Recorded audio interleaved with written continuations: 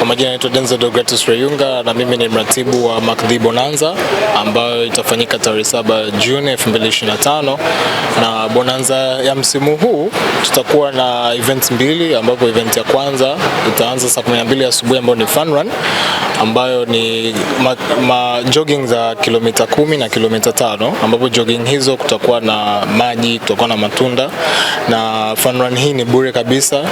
Ni mtu tu kujisajili, na akishajisajili atapata t-shirt au jezi za kukimbilia pamoja na namba za kukimbilia. Na jioni kwenye saa 10 kutakuwa na mechi kati ya MACD na IPP Media, ambapo itacheza katika uwanja wa NDC Kunduchi, ambapo mchezo huu pia ni kujumuisha tu watu mbalimbali, na pia kwa kuongezea kwenye fun run. Fun run hii ni kwa ajili ya watu wote wa Dar es Salaam.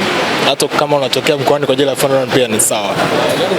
Lengo la fun run, ukiachana na kujumuisha watu, pia mazoezi ni afya.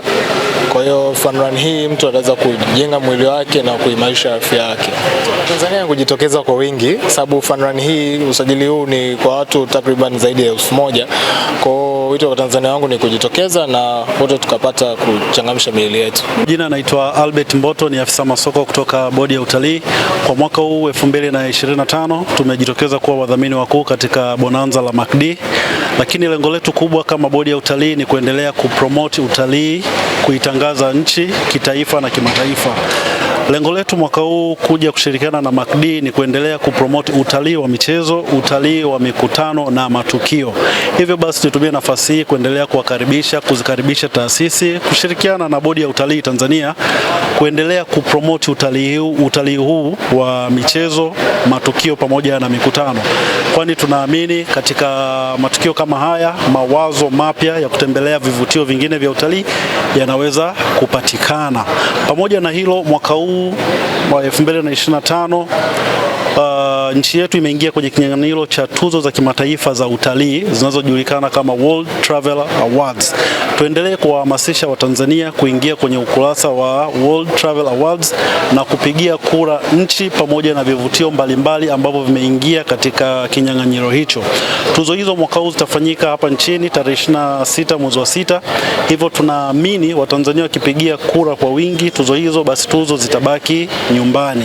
Mwaka huu tunasema Tanzania Shines 2025. Hii ni mara yetu ya kwanza kuungana na MACD, ila kampuni yetu tanzu ya EB25 ambao ndo hapa tulipo, wao ni mara ya pili walianza nao. Kwa hiyo wao wametufanya na sisi tuhamasike kujumuika na wenzetu wa MACD katika kuhakikisha tunafanikisha hili bonanza lao hiyo siku pamoja na hiyo fun run. Lengo ni kuweka afya zetu sawa. Michezo ni furaha na kujuana pia. Hivyo sisi kama Isumba Trans tumetumia fursa hii ya kuungana na MACD kama kujitambulisha na watu kujua nini tunafanya.